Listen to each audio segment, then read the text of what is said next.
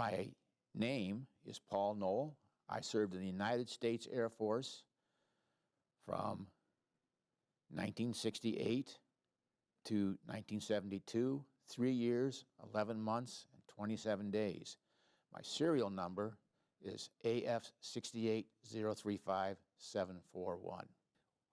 When I was in the Air Force, I was assigned to Offutt Air Force Base in Omaha, Nebraska as a crash rescue specialist, which in other words was a fireman. Fire department was located on the flight line, and if there was a plane with a problem or a plane crash perhaps, that was our responsibility to put that fire out, rescue the crew, or whatever happened, hot breaks or whatever, fuel spills, we did that as well. So we were responsible for fire safety on the flight line of the aircraft and also all the buildings on the base. So all the housing areas, the hospital, everything, we were responsible for that. I had no experience with aircraft whatsoever. The only reason I joined the Air Force was because I believe my draft number was like 108, and I didn't want to be drafted. I did not want to be drafted and be sent to Vietnam, so I thought if I enlisted in the Air Force, I would have more control over my situation. So that's why I enlisted in the Air Force. I think that every veteran, every person that serves is part of an organization that's far greater than them. And each veteran should be recognized, should be honored. And when you think of the Vietnam War, everybody thinks of those guys who fought in the mud, who fought the Viet Cong, who were actually on the ground in Vietnam. But probably the majority of service people don't serve in that function. The majority of the service people are support. They are support people. I supported the mission of the SAC headquarters. Part of the mission of the SAC headquarters in Omaha was a plane called Looking Glass. Looking Glass was a plane that took off. It had a staff, a complete battle staff that could take over the defense of this country should Washington, D.C. be knocked out or the underground command center be knocked out.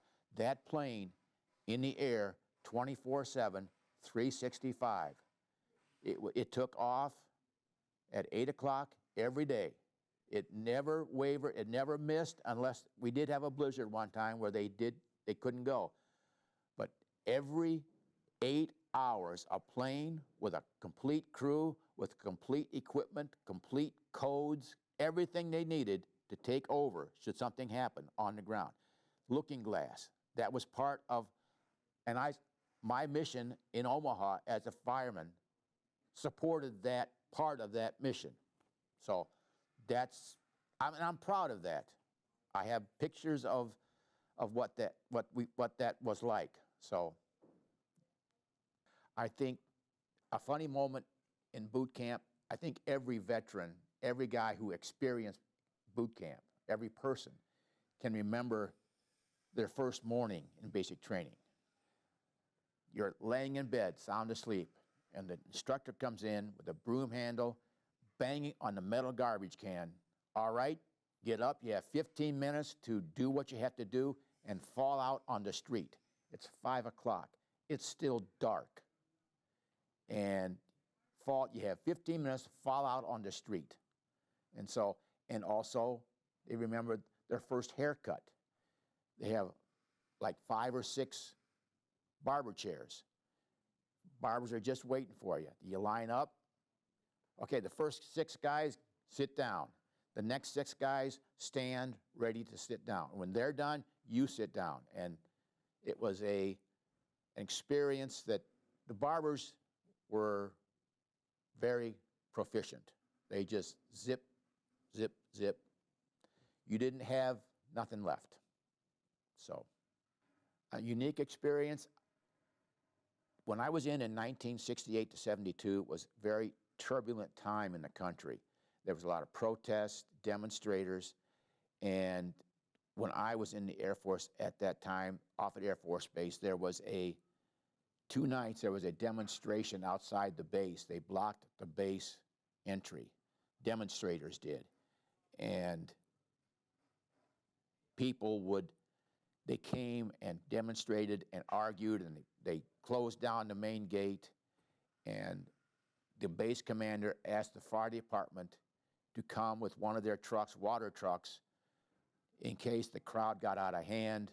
They could spray down the demonstrators. If the demonstrators broke through security, they could spray down the demonstrators. I think that all veterans make friends because you're thrown into an entirely different environment. When I came from Hinckley, Illinois, small town, small high school. And when you are thrown into an environment with other cultures, other nationalities, you tend to go together to people like you. So I had, I made friends, yes. There was one friend named Darrell Monk. He was one of the wildest and craziest guys that I encountered. He was from Comanche, Iowa, and he's the only one that I ever saw after we both were discharged. But I have not kept up with any of the other ones. When my military time ended, I immediately came home, and before I went into the Air Force, I worked for DeKalb Ogle Telephone Company in DeKalb as a telephone lineman. And they were required to rehire veterans as they came back from the service. So they rehired me. So I was home a week, and then I started right back working for the telephone company again as a lineman. The skills that I learned in the military,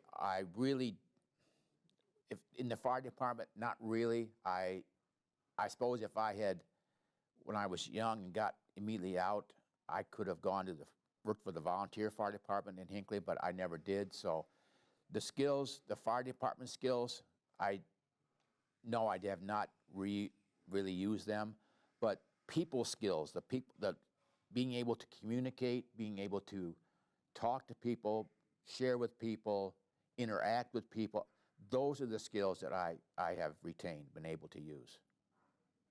I am most proud that I served. There were many, the generation before mine, my father's generation, was called by Tom Brokaw in his book, The Greatest Generation. The greatest generation endured the Great Depression.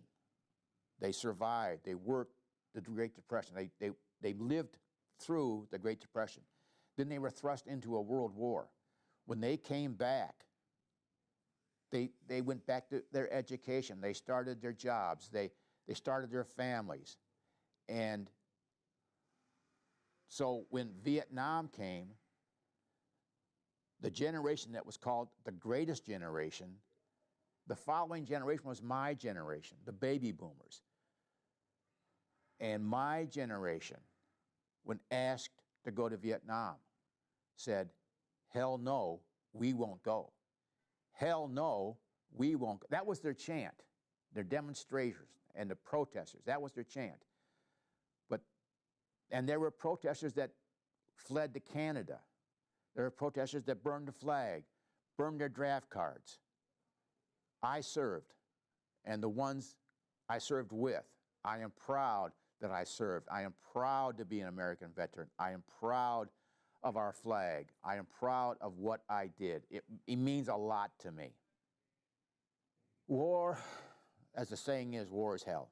I have read about those who have endured the battles, those who have endured the fighting and experience the smells and the blood and the guts and the gore and all the noise and the confusion and everything.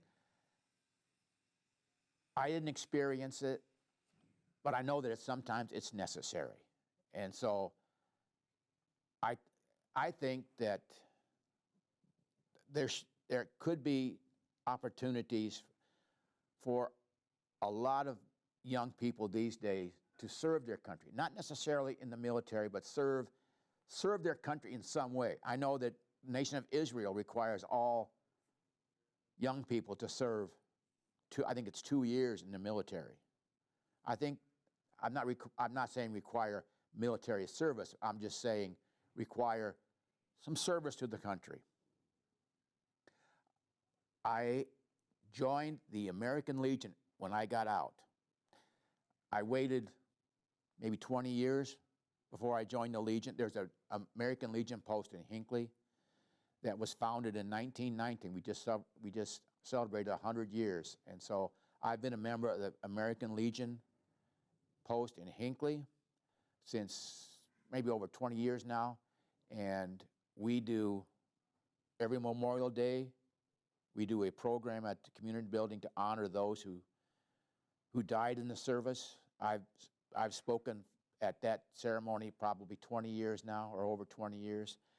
The Legion in Hinckley provides a color guard to march at the head of the homecoming parade, and we also provide a program and a speaker for Veterans Day at the local high school. The high school has a veterans program for the junior high and the high school where I've been able to speak maybe 15 years there as well. So I enjoy that, and I think it means a lot. It means a lot to me. I'm proud of that. I really didn't know what to expect when I enlisted. I did not know how military life really was. My dad served in World War II, but he really didn't explain a lot to me. I did not really know what to expect, but what I found out was that each veteran, each person who serves, is part of a team. I was part of the fire department. Each member is part of a team of some organization, some squadron, some group, some command. And each person that serves, their service is just what they do, whether it's 4 years, 2 years, or a career. What they do is a small thread in the fabric of our country, in the fabric of our culture, in the fabric of how we live our lives, how we respect our nation. So, yeah, each part of it, yeah.